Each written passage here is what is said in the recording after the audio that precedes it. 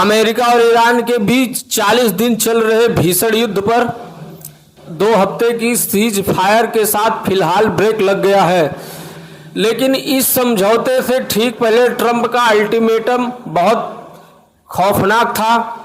Trump ने Iran को 48 घंटे की मोहलत देते हुए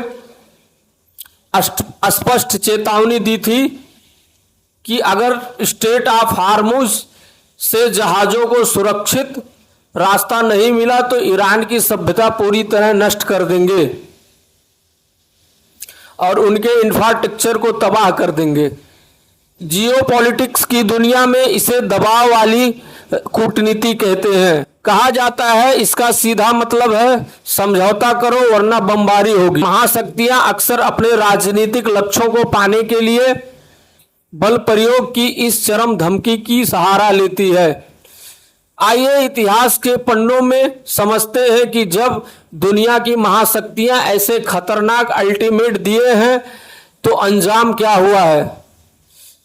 1945 में अमेरिका, ब्रिटेन और चीन ने द्वितीय विश्व युद्ध के दौरान जापान से बिना किसी शर्त के सिलेंडर करने की मांग की थी।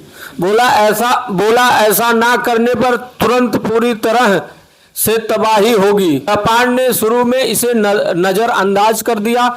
इसके बाद अमेरिका ने हिरोशिमा और नागासाकी पर परमाणु बम गिराए, जिसके तुरंत बाद जापान ने औपचारिक रूप से सिलेंडर कर दिया। क्यूबा मिसाइल संकट 1962। अमेरिकी राष्ट्रपति जॉन एफ क्यूबा को चारों ओर घेरने की आदेश दिया।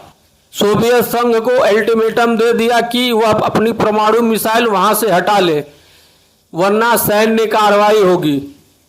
लेकिन सोवियत संघ के नेता पीछे हट गए और बदले में अमेरिका ने वादा किया कि वह क्यूबा पर हमला नहीं करेगा और तुर्की से अपनी मिसाइलों को हटा लेगा। सर्बिया और नाटो की 1945-1999 हवाई हमले।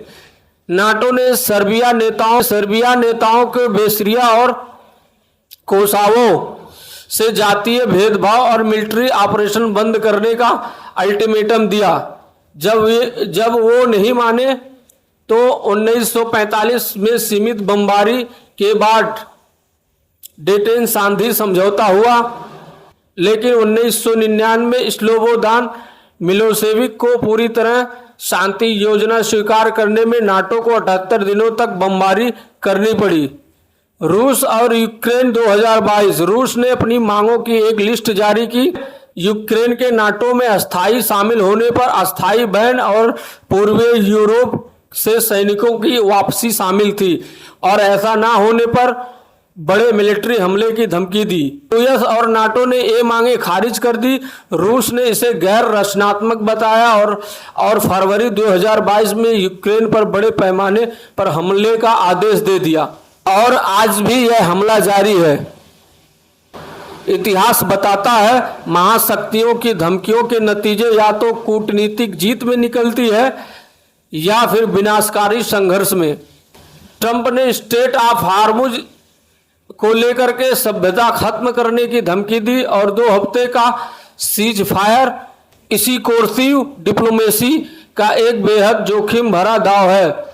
अब पूरी दुनिया नजरें इस बात पर टिकी है कि क्या ये 2 हफ्ते किसी अस्थायी शांति समझौता में बदलेंगे या माहौल खत्म होते ही एक खाड़ी क्षेत्र इतिहास की सबसे बड़ी तबाही देखने को मिलेगी।